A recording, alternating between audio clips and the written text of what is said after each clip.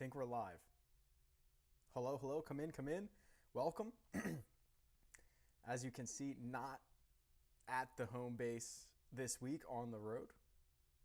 So bear with me as we go through this. Might have to switch through a couple different laptops, might have to do all that good stuff, but so just bear with me, do the best that I can. But I did not want to miss the Corales Puntacana live chat. It's the most important live chat of the year, I'm sure. 7:30 a.m. on this coast before I go golfing. So we'll knock out a little bit of a live chat here. Come on, drop your questions. We'll run through these really quickly. I'll start with, I'll do a little projected ownership. We'll do an update there since I've got that live on RickRunGood.com. And yeah, we'll just go through some of these questions. So drop them in there and let's do it. Let me switch over to my screen. Hold on. I can turn up the volume. Stand by.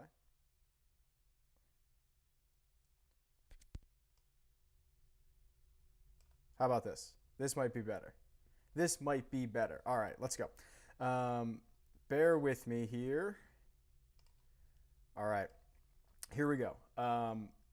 Hopefully the volume's better again. I'll be back at the home base next week. This live chat, of course, brought to you by our buddies over at Jock Market. If you have not downloaded Jock Market yet, highly encourage it.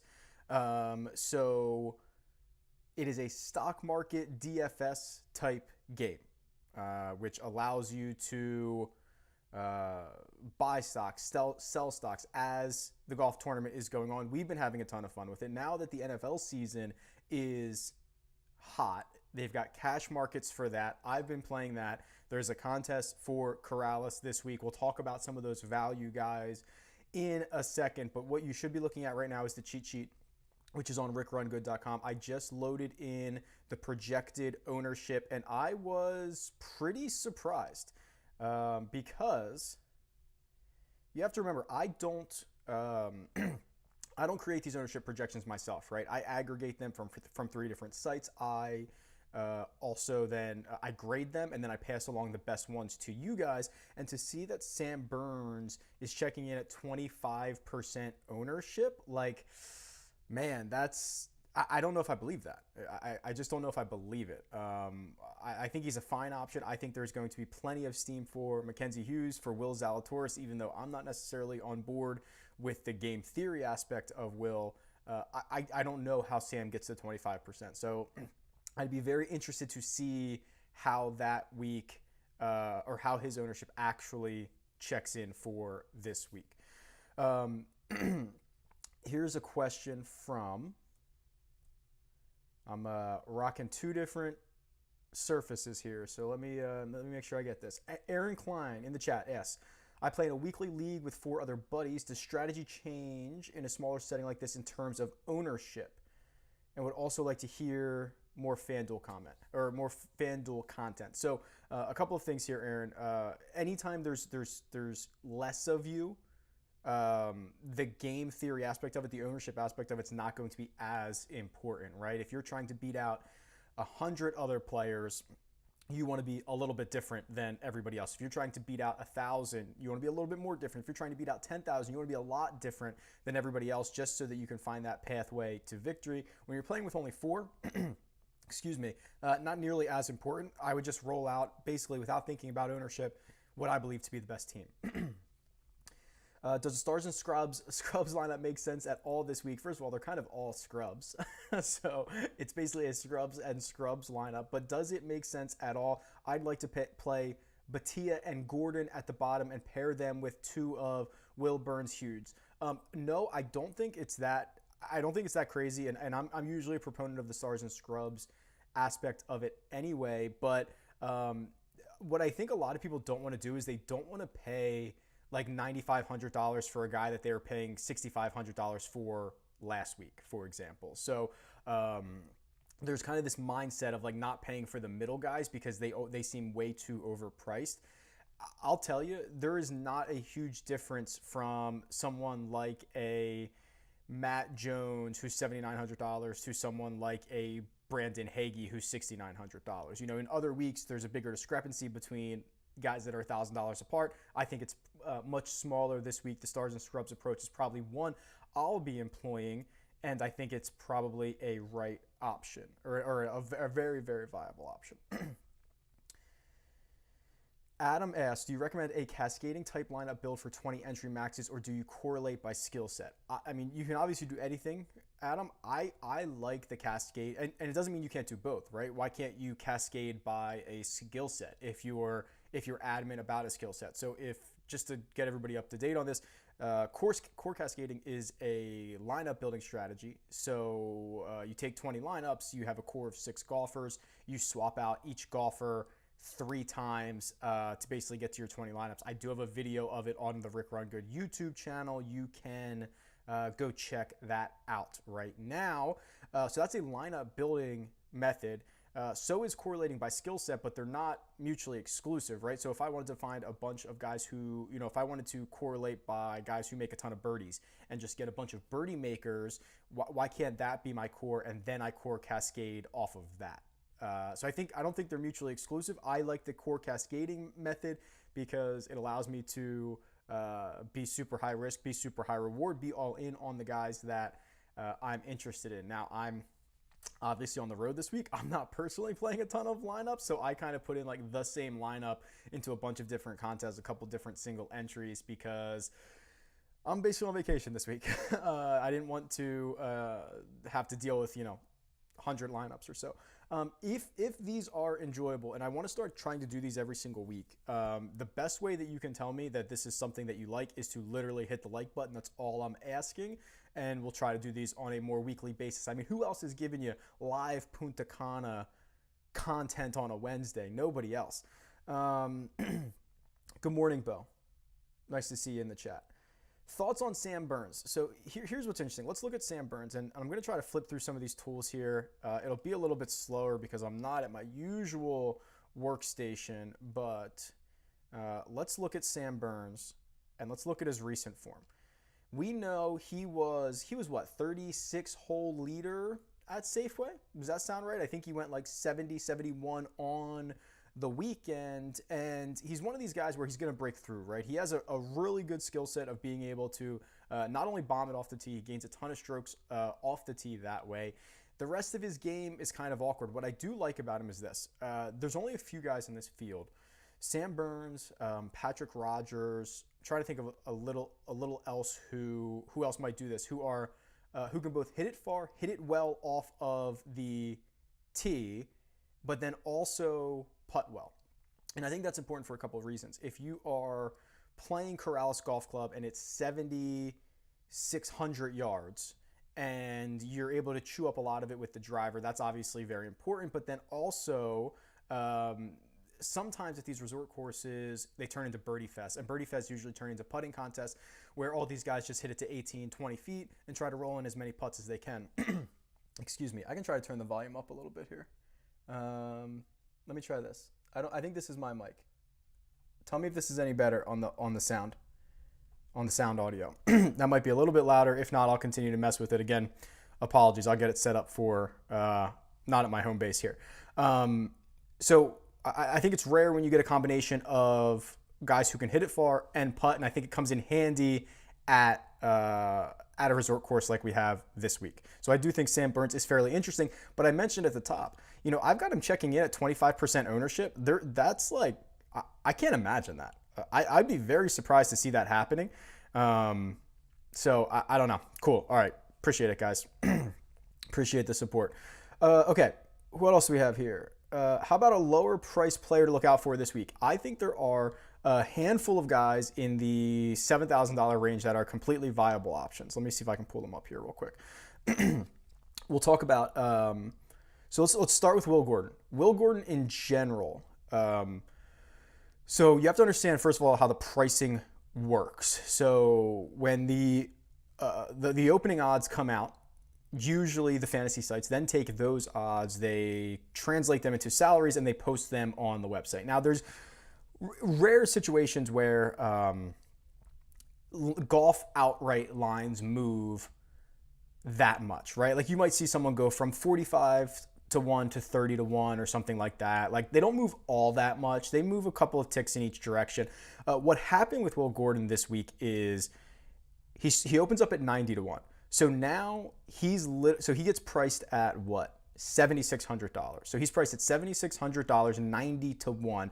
And I think the golf community was like, that's too low. He immediately gets bet down to like 66. I saw him at 60 to 1 in a couple of places. But in the way that his odds are going to change, his salary is not going to change, right? So he's still stuck at $7,600. So you could make an argument that Will Gordon is the most undervalued player of the week because he's now his odds to win are much more similar and in line with the guys who are like 8,600 or 8,400 to win this golf tournament. So you're kind of getting a built-in $800 to $1,000 value immediately. Now, he's going to be popular, but I think that's a rare situation we don't usually get.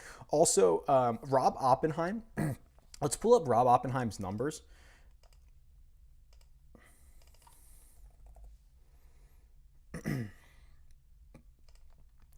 So Oppenheim, what I like about what he did was, so he's going 15th and 36th, right, at Wyndham Championship and the Safeway Open. He gains over 5 strokes on approach at the Safeway. That's great. It's a little bit unlike him, of course. He's not that good of a ball striker, but if he can continue that week to week, which is usually one of the more stickier stats, I think that's just fine.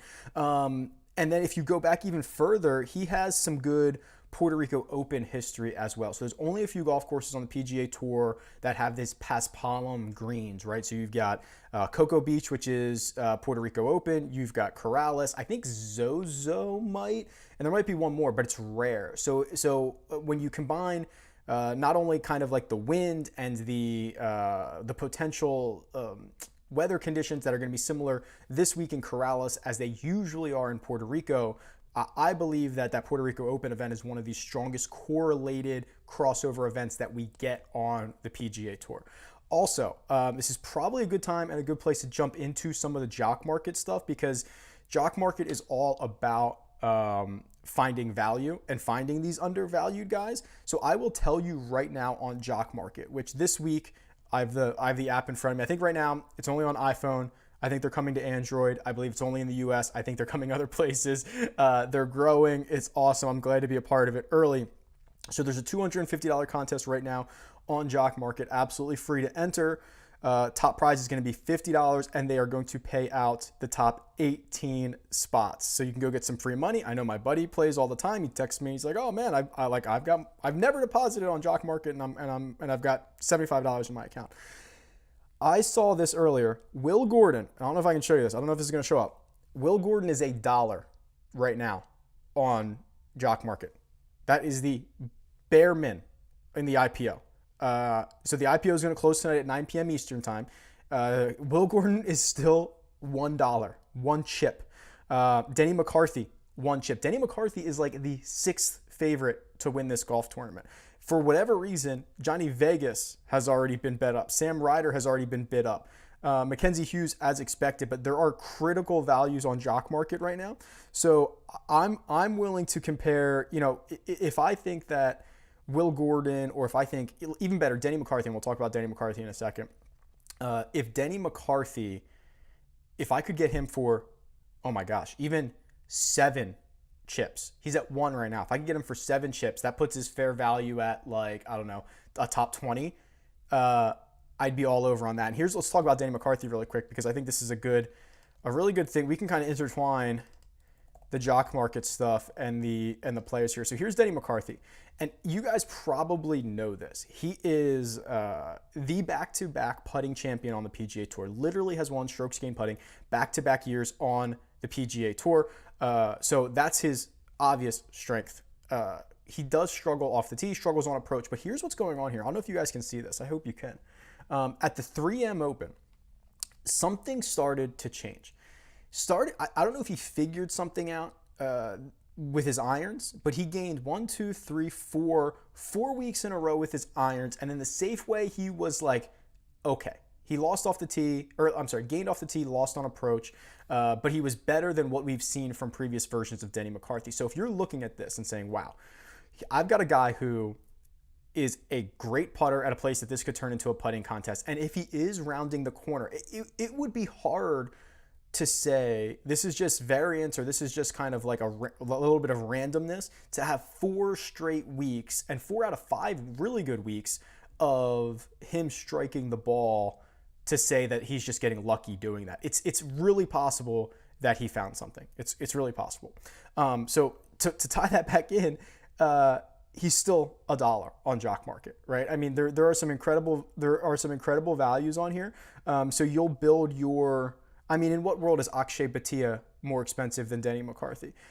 So you'll build your portfolio out on Jock Market depending on where these guys finish, and then you'll be able to see what your portfolio is worth. You'll compare that to everybody else, and then Jock Market will obviously assign you payouts for each one of these. It is easily the most fun things to not only do an IPO, but also as the tournament goes on. I'm thrilled to have them sponsor the show. I'm thrilled to have them on board. Absolutely love it. I think they're going to do huge things.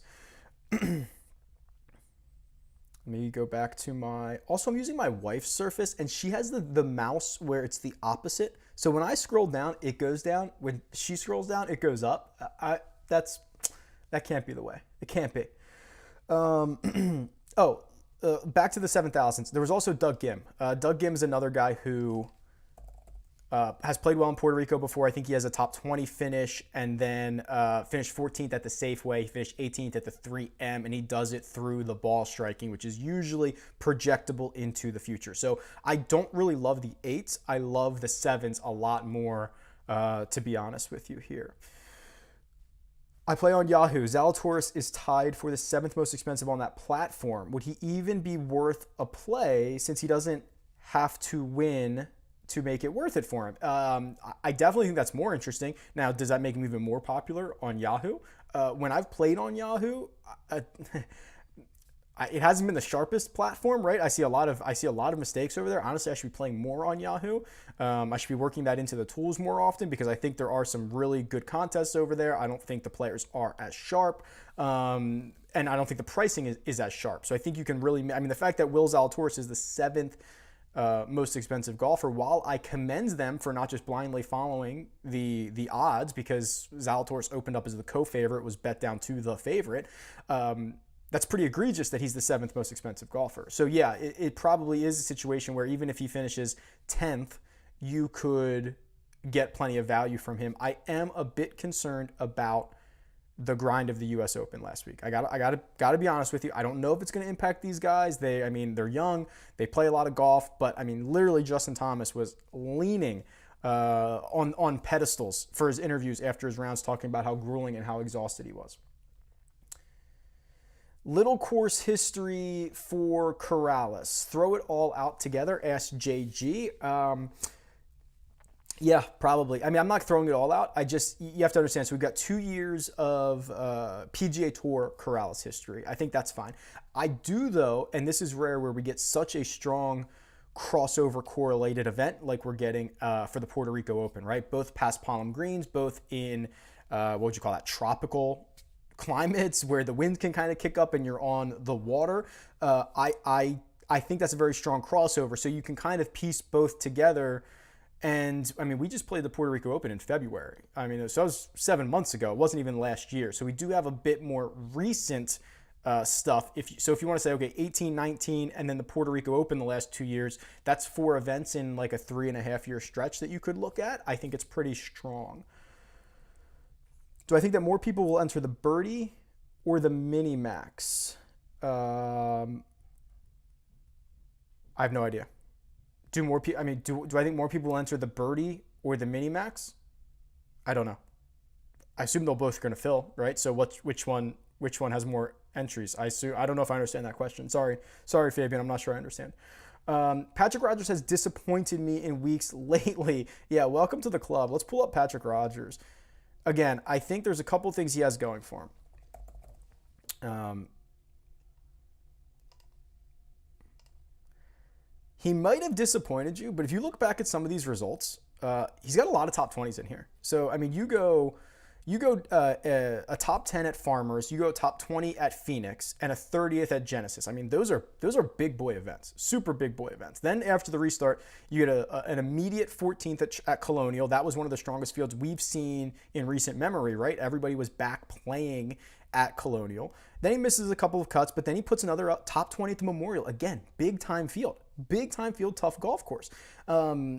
Kind of hovering around the 40s, 50s, 60s the last couple of weeks, but he can contend. This is going to be by far the weakest field he's played in quite some time. To put this into perspective, last year's, I haven't seen the strength of field numbers for this week yet, but last week, this event was a 26 on official World Golf Rankings. Okay, so to put that into perspective, the U.S. Open was like a 790, and the Celtic Classic on the European Tour like 2 weeks ago or 3 weeks ago was a 41. So you're talking about this could potentially be weaker than a European Tour event from a couple of weeks ago. So keep that in mind. I mean, Patrick Rodgers might be like the 11th best player in this field, which is kind of crazy. And he also does have that combination of bomb it off the tee and putt really well. I mean, look at these are his running strokes gain numbers. I hope you guys can see this over his career. So while he is a slightly average off the tee player, he does it via bombing it.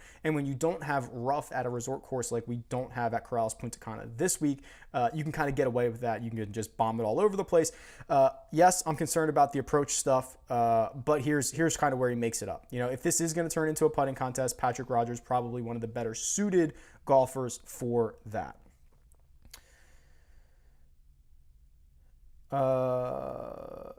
Tom Kim, Ju Hung Kim, 125 to 1, but 8,200 on DraftKings seems really odd. I would double check that, Adam. So this is the guy who, well, hold on. Let me just make sure I know what I'm talking about here. How much is he? 8,200. This is the guy. I might have him as Tom Kim. Let me get back to you on that. I'll circle back on that question. Enjoy Harding Park. Thank you, Graham. I'll be at Harding Park this week. I hope to break 120. I think it's going to kick my butt. My game is in shambles right now. Any thoughts on Percy? I did look up Percy earlier because, you know, there are guys that thrive in these. I don't want to call it an opposite field event. This is not an opposite field event. Let's be real here. This is it's a regular tour event, but it's going to play like it's an opposite field event, right? I mean, and there are some guys who thrive in those situations, and they play well at Sanderson Farms, or they play well at Bermuda and Barracuda and all these other things, right? And they kind of thrive in weaker field events. Cam Percy, to me, I thought was one of those guys, but then I pulled him up, and this is really the big concern, right? He misses 5 cuts from Travelers to Wyndham. So 5 straight cuts, and then the one time that he actually popped up near the top of the leaderboard, Safeway, a couple of weeks ago, 2 weeks ago, gained 6 strokes putting. It's not sustainable. That might be his best. Let's see. Yeah, that's his best putting performance that I have in my database. That goes back at least 5 years. So I can't imagine he's going to putt like that again. The rest of his game is just as poor as it was when he was missing 5 straight cuts. I don't think I can get to Cam Percy. Nothing against the guy. I hope he wins. He's been around for a long time. Numbers don't add up. Yeah, we can talk about CH3 because CH3 was one of the guys I mentioned in my fades video, and the reason for that is a couple of things. You have to remember, you know, what does fading mean, right? For a price of, I don't know what he's at this week, $9,700. What do you have to get out of Charles Howell III? You know, you probably have to get top 10, top 12 finish. Does he have that? Maybe. He has the 3rd place finish at the 3M Open, but he doesn't have another top 20 since Sony, if I'm reading this correctly. So basically 2 in this calendar year. The issue that I have more so is okay, so this is kind of really deep, but we're now playing golf tournaments during football season, which means you're going to get a lot of people who come over for football and they start entering UFC and NBA and PGA lineups. And in a field that is as weak as this one, very weak, you have a lot of guys who start to pick names they recognize, and they start to pick, he's not in this field, but like I always say, like Keegan Bradley, or like guys that have like been on US Ryder Cup teams, guys that they know, Zach Johnson, like people that they know.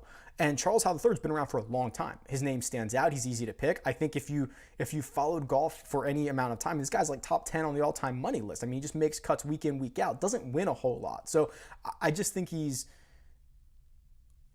going to be overvalued on name recognition as opposed to what his actual skill set and what his actual performance has been recently. So it's just kind of a weird situation. Everybody's sleeping on Neesmith. Let's talk about Neesmith because I almost wrote him up. So as I do some stuff for Golf Digest or, like I do content for Golf Digest, and obviously I put the sleeper video together and I put the fades together and stuff. I almost wrote up Neesmith because he popped out to me at first because he had this stretch from, the RSM last year, Sony. So he finishes 14th at the RSM, 32nd at Sony, 17th at American Express, 30th at Farmers, 11th at Pebble Beach, 6th at Puerto Rico. And I'm like, oh my gosh, like what a great stretch. Now, we're a year removed from that. Recently, it's been a lot worse. He's missed 6 of his last 7 cuts. Now, I don't know what version of Neesmith we're going to get. I do like that one of the places that he's had success was that Puerto Rico Open where he finished 6th. So, like, I get it. I think that, this goes both ways, right? The putting is so bad, which I usually like and I usually don't care about because that's the one from week to week it can kind of come back. But it's almost as if the rest of his game recently isn't there to be able to take advantage for his average week. And it shows you this, right? He puts the tour average at the Wyndham Championship and he finishes 42nd. Like, if you're that bad of a putter and you have a field average putting week, you want to be like in the top 10. That doesn't happen because the rest of his game isn't there to be ready for when the putting comes around. So I was really close to writing up Neesmith. I think he's in poor shape. I don't have any reason to think he's just going to snap off and pop off this week. I wouldn't be completely surprised, but he did not make, again, I'm on the road this week. I did not play a lot of lineups. Neesmith did not make my player pool. He was kind of adjacent to my player pool, though. In one and done, what is your typical goal for each week to stay competitive throughout the year? So I did this a while ago, where I calculated basically like how much money you would need each week in a one and done situation to, potentially win or compete. And it's like 200 grand. Like if you can get like 250 grand a week on the PGA Tour, you're going to be great in a one and done. So obviously sometimes you might catch a win and you get 1.1 million, or you get, I think this week's actually only 700,000. And some weeks you're going to miss the cut. I think the general strategy, and I'm super guilty of trying to be the smartest guy in the room, like every single week, where I think, especially early on, I should probably just be chalking it up, taking chalk, letting the standings kind of work its way out, and then decide if I'm in the lead, if I should be more conservative in like the second third of it, or if I should be a little bit more aggressive, go a little bit. I think my personal issue is trying to be the smartest guy in the room, and I'm like, oh well, I talked about Denny McCarthy. Are other people going to take Denny McCarthy? Should I switch to like somebody else? So I think I try to be the smartest guy in the room, and I don't think it's working. Oh man, what else do we have here? Okay, Christopher Ventura, another guy that I don't think made my lineups this week, but completely get it, and another one of these guys who bookends it, right? Good off the tee, good putter. He comes from that Oklahoma State program, right? I mean, these guys are ready to go. They're ready to rock and roll. You can see the finishes he's been putting together. I mean, there was a stretch from Houston to AT&T Pebble Beach where he missed every single cut. We're kind of far removed from that because he goes 4 of his last 5 cuts, including 3 of them being top 20s, essentially. One was a 21st place finish, and then that 7th at the Safeway. So big time on Christopher Ventura. I thought he was the one guy who, he's $9,200. I thought it was fair. I thought it was on the high end. I think if Ventura was like 87, I'd be a lot more interested in him because, the 9K range is kind of stacked. I thought maybe he should be in the 88 range, and that would have been a little bit better. Foro says JT's getting old. Yeah, he certainly is. Adam Shank. Yeah, Adam Shank, I actually wrote up on on Golf Digest, I believe, and I described him as the safest option. The safest option in his pricing range, which is 8,500. And again, we're at Punta Cana. It's 8,500. There's not a lot of big names here. There's not a ton of safety in any one of these names. But I thought that Schenk was viable and interesting. So we'll pull him up real quick because he's made a lot of cuts recently. And if that's all you care about, right? If you only care about making cuts, then Adam Schenk might be your guy. 1, 2, 3, 4, 5, 6 in a row. Only has one, his best finish was 30th, so it's not like he's going bonkers, which is why I wrote him up as safe. I didn't say he has high upside. I didn't say he could burn you or he could finish first or last. I just think that, if you're looking for a top 30, if you're looking for a cut mate, I think Adam Schenk is exactly a good guy for that. I personally think I can skip Zalatoris in one and done and hope he doesn't win and take him in a weak field following the Masters. Yeah, I mean, it's certainly not a bad option, right? I mean, to fade any golfer in this field, any one of them, to just not win the golf tournament, I think is smart, right? I mean, Will is great. I have super high hopes on him, but it's a big ask for him to come out and win this golf tournament after any player, right? I mean, even if you put Rory McIlroy in this field, and Rory McIlroy was like 5-1. Is he going to win this 20% of the time? Maybe, but 80% of the time he's not. Golf's hard. Golf's hard, and winning golf tournaments is hard.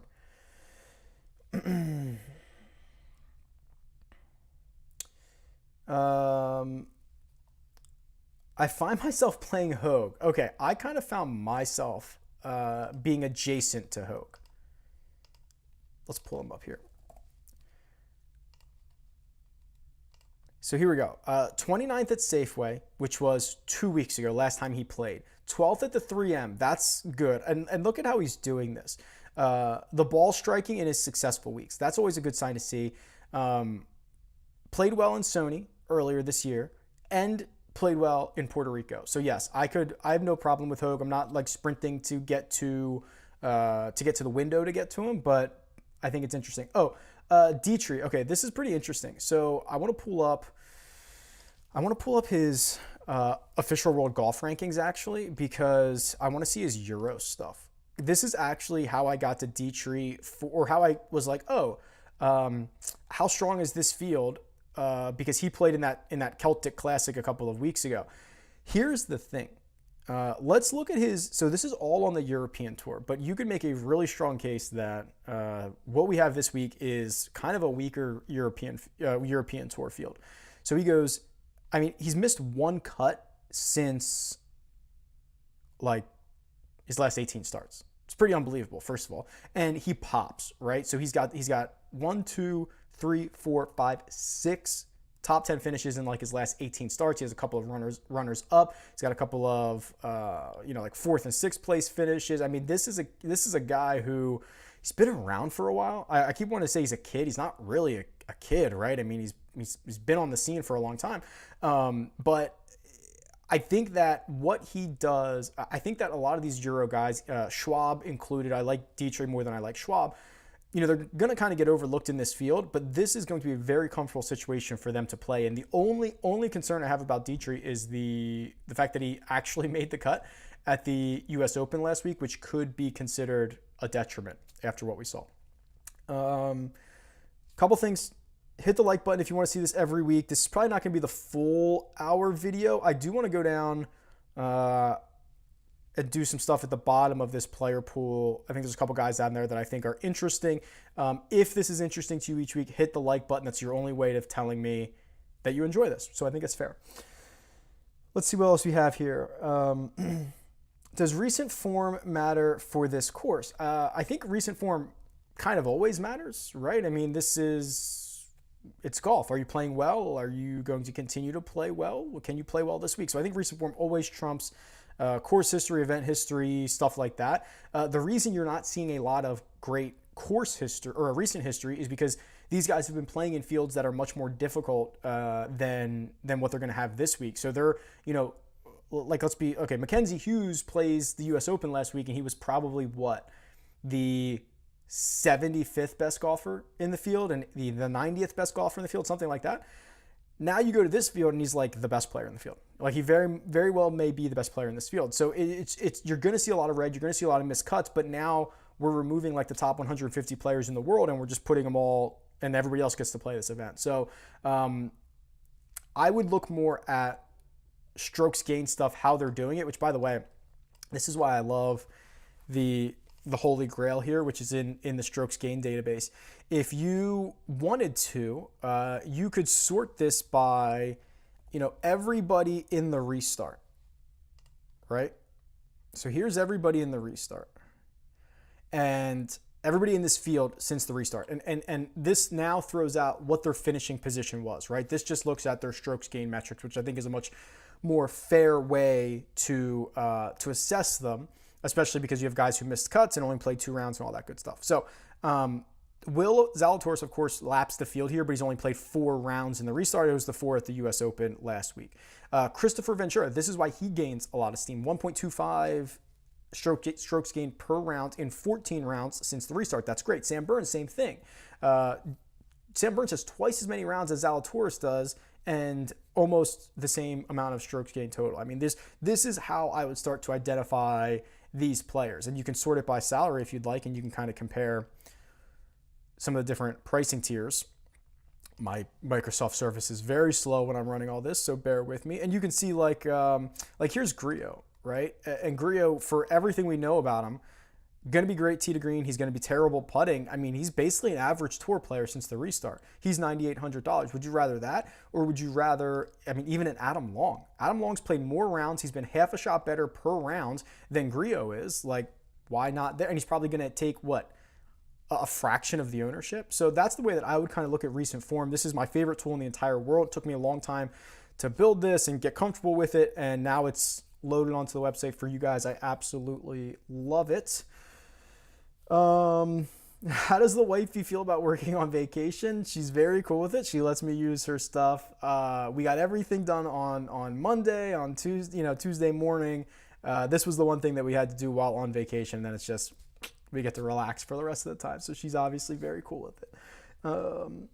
Peter Uihlein, let's look at Peter Uihlein. I don't know if I have much of an opinion on him, to be quite frank. I see him pop up here in the chat a couple of times. There's just some guys I don't have an opinion on, which I think is generally pretty fair. Let's see what he's been up to. Oh boy, lots of red. Yeah, this would be concerning for me because we have seen him. When I say play well, I want to look at ball striking, right? I want to see if he's hitting it well. It's one thing to roll a bunch of putts in and get lucky. I can do that on random days, but he's had one event, I guess I should say, since basically a year, since Charles Schwab Challenge last year that I would say was good, right? He finishes 14th at the Charles Schwab Challenge, gaining 5 strokes on the field in ball striking. I could not play this guy. Who would be a bounce back golfer? Oh, great question. Here's what we can do. So also on the cheat sheet, there's this little button here called View Trends, in which I try to identify breakout candidates based on how they're playing, how they've been playing, what their baselines are, if they're over, if they're under, all that good stuff. And essentially, if you scroll down, you can get to this beautiful little graph that is called breakout candidates. And what you want is this. You want guys who are currently hitting it well from tee to green, because that tends to carry over week in and week out. So the top left-hand corner is guys who are hitting it well from tee to green and also getting unlucky putting. So what does that mean? It means I look at how they're putting recently, I compare it to their baseline, and if they're actually putting worse now than their baseline, they're in the upper left-hand corner, because the idea is if they continue to hit it well from tee to green and then they get back to their baseline of putting, basically regress back to normal or progress back to normal, there's a lot of strokes to be gained there. So the guys that are doing that, that's why Denny McCarthy is so high for me this week. He's hitting it so well, and he's actually putting, for a guy who's like the best putter on the planet, is actually not putting all that well right now. I think he figures it out. If he continues to hit it from tee to green, it's phenomenal. Other guys that make that criteria: Will Gordon, Bo Hoag, Luke List, Keith Mitchell. Who else? Charlie Hoffman. Hank Lebiota's in here. If you really want a flyer, okay, so let's go down to the very bottom of this. I think there's 2 guys.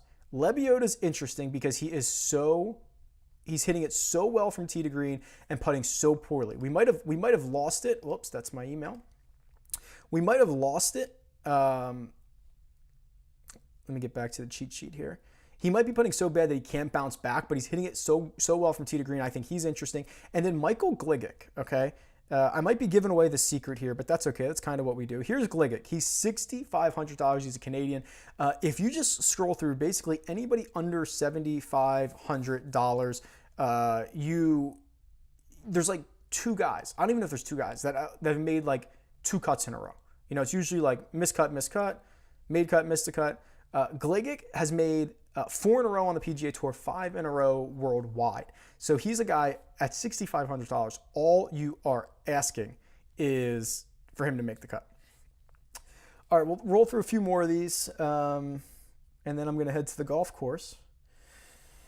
You know what? Seamus Power did pop up in my model. I've kept an eye on him this week. He makes a lot of birdies, hits it far enough. I think he's fine. I mean, you know, the fact that he was ranked number 1 in the model that I threw up on the Monday video, I think it's kind of crazy. I think it's funny. I think he's better than average. I just don't think he's, you know, nowhere near the number 1 player in this field or in my model, obviously. How do you access the tool that shows you players who outpace their salary because they make a lot of birdies? Trying to think what tool that would be. Is that the value matrix? So I've had a couple of different versions of this over the years.